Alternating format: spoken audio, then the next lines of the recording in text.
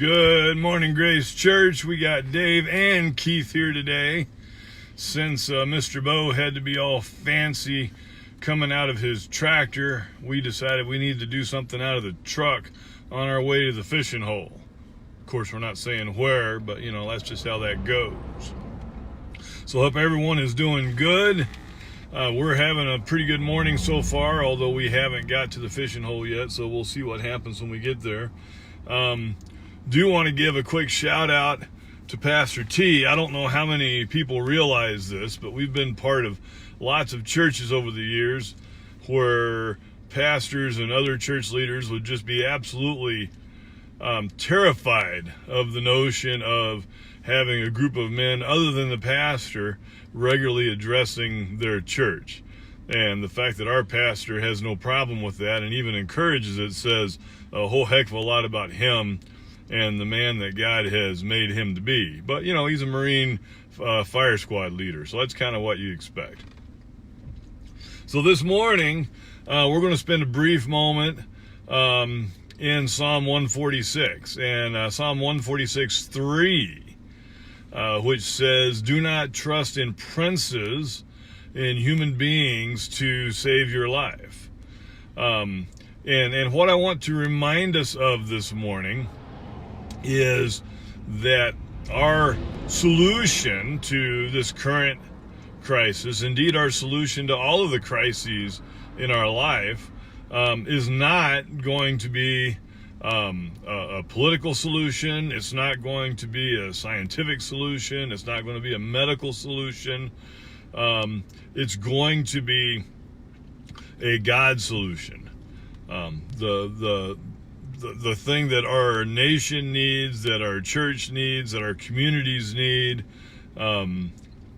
is not electing certain leaders into office or getting rid of certain other leaders. And in no way am I trying to tell you how your politics ought to be.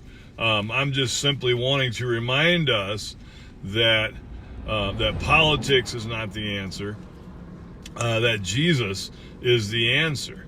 And if you notice, the disciples were a little bit confused about that point as well. When James and John were talking to Jesus about when you come in your kingdom, we want to sit on your left and your right. And Jesus is telling them, you don't really know what you're asking about. They were talking about when he comes into his human kingdom, because they were looking for this political Messiah. And then even at the ascension, there in the early chapters of the book of Acts, you see one of the disciples asking Jesus, "Are you now going to restore the kingdom to Israel?" And you just kind of hear this deep guttural sigh from Jesus. You've been hanging around with me for how long and you still don't get this? Just hang out in Jerusalem for a while and don't worry, you'll figure it out here in a little bit. And so, that's what I want to encourage us about this morning. I'm not trying to say that Christians ought not be involved in politics. We should. And I'm not saying that there are certain political situations that aren't better than others. There definitely are.